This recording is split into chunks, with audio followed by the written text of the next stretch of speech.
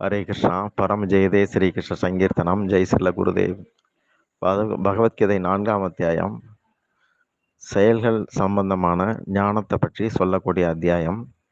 பதம் 13 அடுத்து 14 ரெண்டும் பார்க்கலாம்.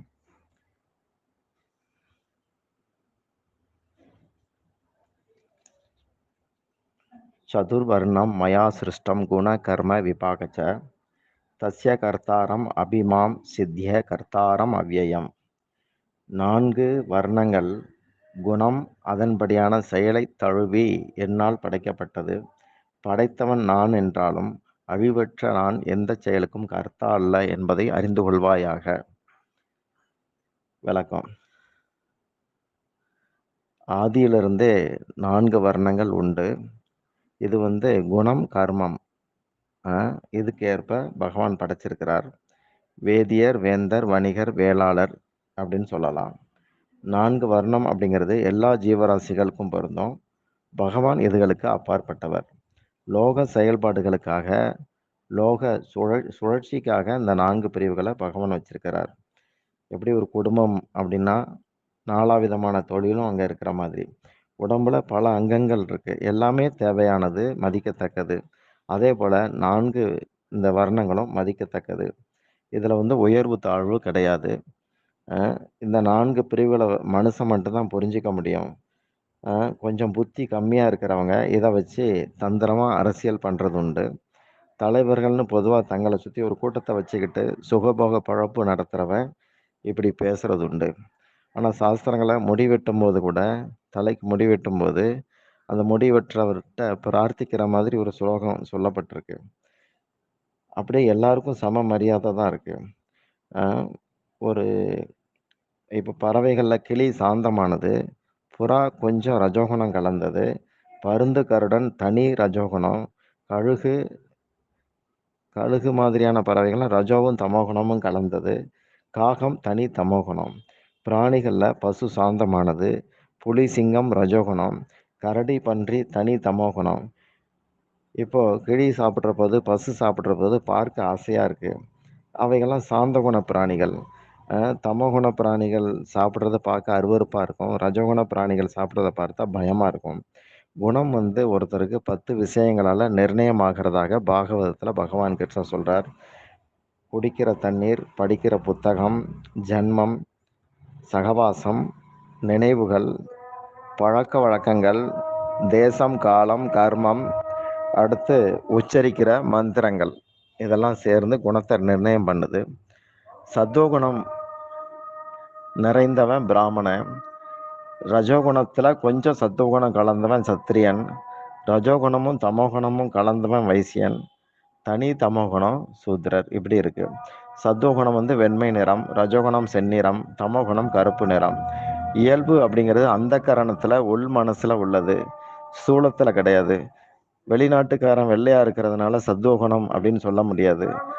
மன பரிபக்குவத்தை ஒட்டி குணம் அப்படிங்கிறத கண்டுபிடிக்கணும். இந்த வர்ணம் அப்படிங்கிறது குண கர்ம விபாகசன் கிருஷ்ணர் தெளிவாக சொல்லியிருக்கிறார். குணம் அதன்படியான செயல்கள், ஜென்ம கர்ம விபாகசன் சொல்லலை. அதாவது சிறப்பை கொண்டு தானே ஒழிய பிறப்பை கொண்டு அல்ல அப்படின்னு தெரிஞ்சுக்கணும். வர்ணத்தில் ஒருத்தர் ஆன்ம சாதனையால் மேல்முகமாக போக முடியும். ஆனால் இதனால் இறைநாட்டம் கூடும். இது கீழே போக போக ஒருத்தனுக்கு கர்ம பலன், அதாவது கீழே போக போக இறைநாட்டம் குறையும் போது கீழே போகிறாங்க. அப்படி கீழே போக போக அவனுக்கு சுகபோக நாட்டம் அதே போல் கீழ்த்தரமாக இருக்குது. எப்படி சொல்லலாம், பிராமணர்கிட்ட பணம் ஜாஸ்தி இருக்குன்னு வச்சுக்கலாம், அவனுக்கு நாத்திக சிந்தனை வர ஆரம்பிச்சிடும். சத்திரியர்கிட்ட பணம் சேர்ந்தா சுகபோகத்தில் மூழ்குவான். வைசியர்கிட்ட பணம் சேர்ந்ததுன்னா அந்தணருக்கு தானமும் அரசுக்கு வரியும் சூத்திரருக்கு வேலையும் கொடுப்பான். சூத்திரருக்கு பணம் சேர்ந்தா தப்பு தண்டா பண்ணுறதுல மட்டும் அவங்களுக்கு மனசு ஈடுபடும். இதுதான் இந்த ஸ்லோகத்துடைய கருத்து. அடுத்து 4:14 நமாம் கர்மாணி லிம்பந்தி நமே கர்ம ஃபலே ஸ்பிருகா இதி மாம் யோ அபிஜானாதி கர்மபி ந சபத்தியதே. கர்மங்கள் என்னை பந்தப்படுத்துவதில்லை. எனக்கும் கர்ம பலனில் ஆசை கிடையாது. இவ்வாறு என்னை புரிந்து கொண்டவனையும் கர்மங்கள் கட்டாது. விளக்கம்: எல்லா ஜீவராசிகளும் கடவுளுடைய திட்டத்தை அனுசரித்து தான் ஜீவிக்கிறாங்க. அப்படிதான் இருக்க முடியும். ஒரு புலி அல்லது சிங்கம் பல மாதங்கள் பட்டினி கிடந்தாலும் புல்லையோ ஆப்பிளையோ அது திங்காது. அதே போல நாட்டு பசுமாடுகள் பட்டினி கிடக்கும்போது மாமிசம் தந்தா அது சாப்பிடாது. மனுஷன் தவிர்த்து எல்லா பிராணிகளும் கடவுள் தந்த சட்டதிட்டங்களை மதிச்சு நடக்கிறதுனால அதுகளுக்கு ஜாதகம் அவசியப்படாது. ஆனா கடவுள் பேச்ச கேட்காதவங்கள கிரகங்களை கொண்டு சட்டதிட்டங்கள் கட்டங்கள் போட்டு அவனை வழி நடத்த வேண்டி வருது. சுகபோக அவளால எல்லாரும் பாவ கர்மாக்களை செய்கிறாங்க.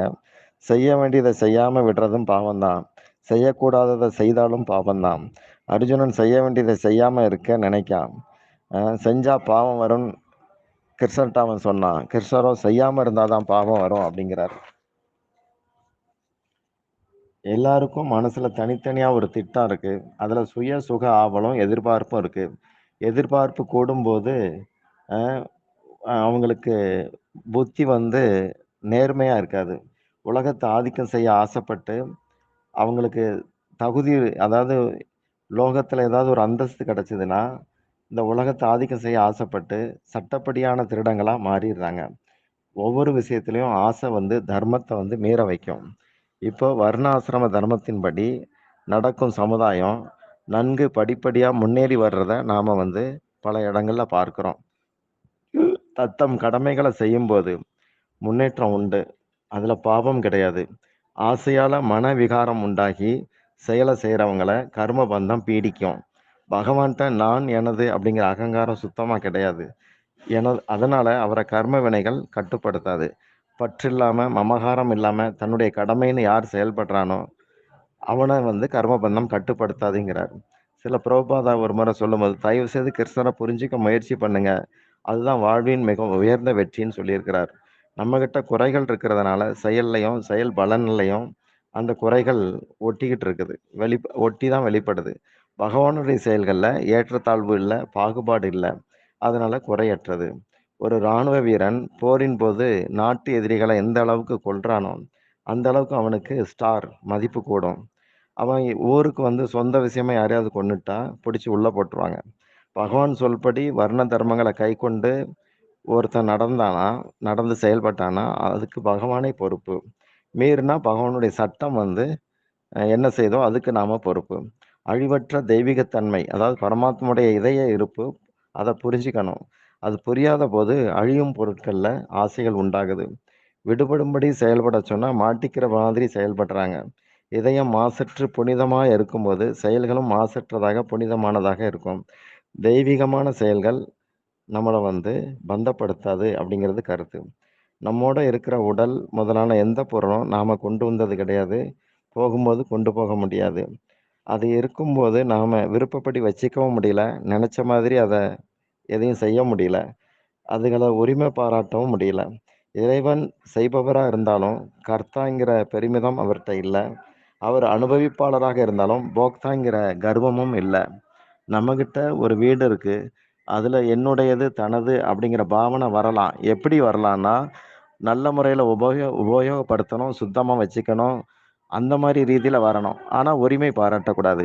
உபயோகப்படுத்த தந்த இதுகளில் உரிமை பாராட்டக்கூடாது. ஜீவர்கள் செய்கிற செயல்கள் கர்மம்னு சொல்லப்படும். முக்த புருஷர்கள் செய்யக்கூடிய செயல்களுக்கு கிரியைன்னு பேர். இறைவன் செய்கிற செயல்களுக்கு லீலைன்னு பேர். கர்மம், கிரியை, லீலை இப்படி மூணா இருக்கு. சுபாவத்தின்படி செய்யும்போது மனம் லயிக்கும். மனம் லயிக்காததை செய்யக்கூடாது. ஆசையும் மனசை லயிக்க விடாது. வடநாட்டுக்காரங்க குஜராத்திகள்லாம் தங்களுடைய சொந்த இயல்புப்படி கடமைகளை செய்வாங்க, அதை மீற மாட்டாங்க. கீதை 3:33 சத்துர்ஷம் சேஷ்டதே அப்படின்னு வரும். நல்ல முறையில் செயல்படுறதை குறிக்கும். இதனால அவங்களுக்கு அந்த சேட் அப்படிங்கிற வார்த்தை வந்தது. சேட்டு ஏட்டு அப்படிங்கிறதுலாம் மறுமொழி சொற்கள், வேற பாஷையில் உள்ளது. போலீஸில் சாதாரண காவலர்கள் இருக்காங்க, அவங்களுக்கு தலைமையாக இருக்கிறவங்களுக்கு ஏட்டுன்னு பேர். அது ஹெட்டு தலைமை காவலர் ஹெட்டுங்கிறது ஹெட்டையாங்கிறது ஏட்டையான்னு ஆயிடுச்சு. இது மாதிரி தான் சேட்டுங்கிற வார்த்தையும். அப்போ செய்யத்தக்க கடமைகளை பற்றி பாகவதத்துல ஒரு மேற்கோள் பகவானால் தரப்பட்டிருக்கு. ஒருத்தனுக்கு வைராக்கியம் பிறக்காத வரைக்கும், என்னுடைய கதைகள்ல சிரத்த உண்டாகாத வரைக்கும், அவன் வந்து லோக காரியங்கள கடமையாக செய்து தான் ஆகணும் அப்படிங்கிறார். இப்படியாக இந்த ஸ்லோகம் இருக்கு. ஹரே கிருஷ்ணா.